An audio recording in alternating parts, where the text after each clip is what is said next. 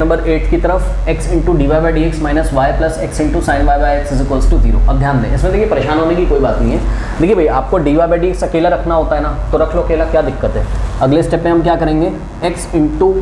D y by d x. अब ध्यान दो बच्चों, इस पूरे को मैं राइट हैंड साइड भेजूंगा, तो ध्यान से चेक करो, माइनस का y तो राइट में जाके पॉजिटिव हो जाएगा, लेकिन x into sine of y by x, इसके आगे प्लस है तो ये राइट में जाके माइनस हो जाएगा,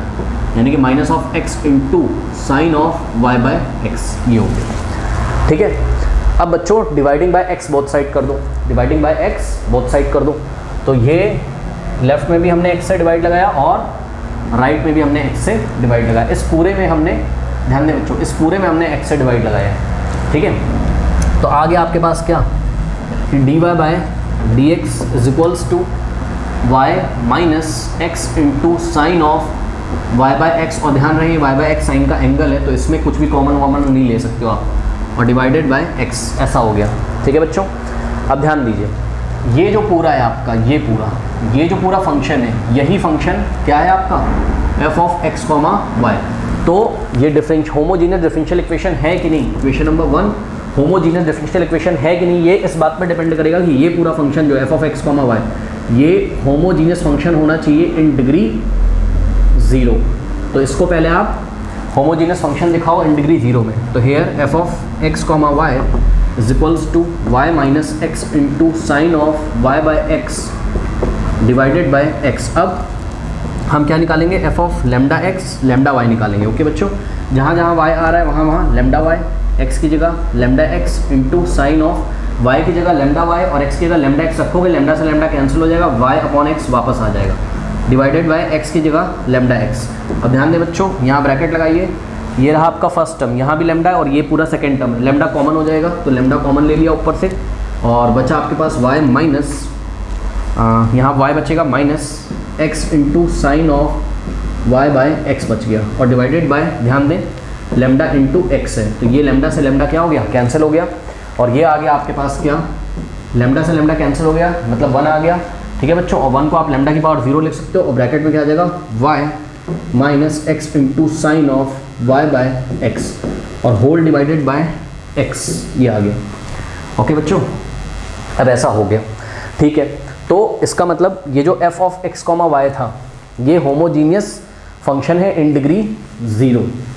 इसका मतलब जो इक्वेशन 1 है वो होमोजीनियस डिफरेंशियल इक्वेशन हो गई, प्रूफ हो गया, इतना काम तो हो गया। ठीक है बच्चों, इतना कर लीजिए, इतना कर लिया। चलो अब क्या करेंगे हम कि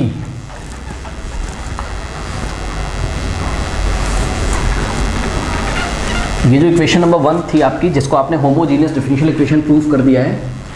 ठीक है बच्चों, इसको आपको किस फॉर्म में लेके आना है, d y by d x is equals to h of y by x के फॉर्म में लेके आना है। ओके, तो लेके आते हैं, ध्यान से चेक करो, नेक्स्ट स्टेप में कर दूँ। चलो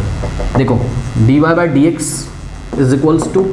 अब तो पता हो गया होगा सभी बच्चों को, ऊपर से x कॉमन लेना है। ठीक है बच्चों, लेकिन ये एंगल से कुछ कॉमन नहीं लेना है। तो ये जो सेकंड टर्म है, ये फर्स्ट टर्म है, ये जो सेकंड टर्म है, इसके पास x है, यहाँ x नहीं है, तो क्या करेंगे, y में x से मल्टीप्लाई करेंगे और x से y में डिवाइड कर देंगे बच्चों। ठीक है, ऐसा करने से क्या फ़ायदा है, ध्यान से चेक करिए, ऊपर से x कॉमन आ जाएगा, तो ब्रैकेट में आपके पास यहाँ y अपॉन एक्स बचेगा, माइनस ये x चला गया, ये x चला गया,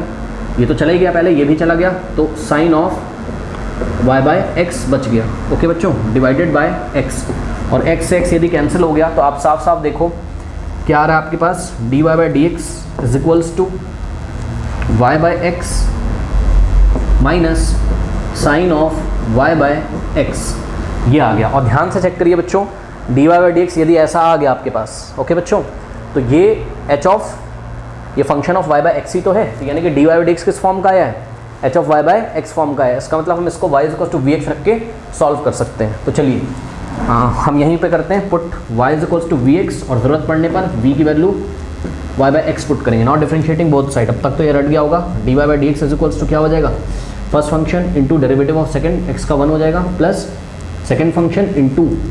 डेरिवेटिव ऑफ फर्स्ट फंक्शन, तो ये आ जाएगा।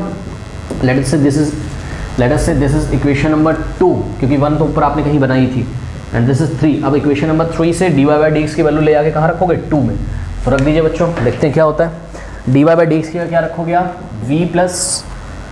X into d v by d x is equals to, ये हो गया आपका dy बाई डी एक्स। और ध्यान से चेक करिए राइट हैंड साइड में क्या है, y अपॉन एक्स, और y अपॉन एक्स की जगह आप क्या रखोगे v, तो आ गया v minus sine of y by x, यानी कि साइन ऑफ v। ओके बच्चों, अब ध्यान से चेक करिएगा बच्चों, ध्यान से चेक करिए,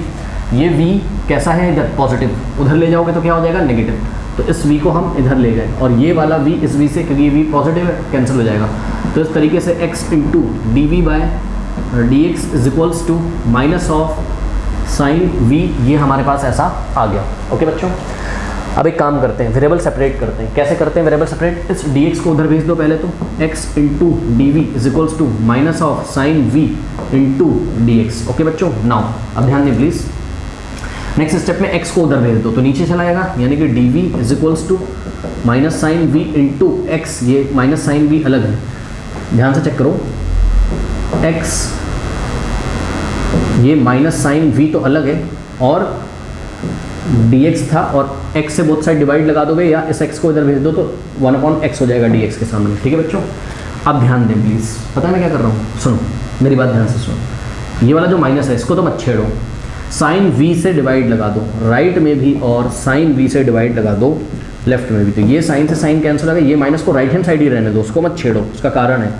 1/sin थीटा क्या होता है कॉसेक थीटा, यानी कि 1/sin v क्या हो जाएगा कॉसेक v, और साथ में d v is equals to, ये माइनस तो ऐसा ही रहेगा 1/x है dx। अब आप ध्यान से चेक करिए,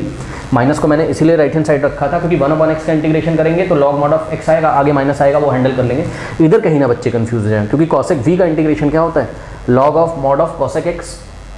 sorry log of mod of cosec v minus cot v हो जाएगा। तो मैं इसका आंसर सीधे लिखता हूँ, इंटीग्रेटिंग बोथ साइड यदि मैं करूँ, इस माइनस को बाहर रहने दो, यहाँ से हो जाएगा आपके पास लॉग ऑफ मॉड लिखो चाहे ना लिखो क्योंकि पॉजिटिव क्वांटिटी का ही हम मॉड लेते हैं, log of mod of cosec x की जगह क्या आ जाएगा v,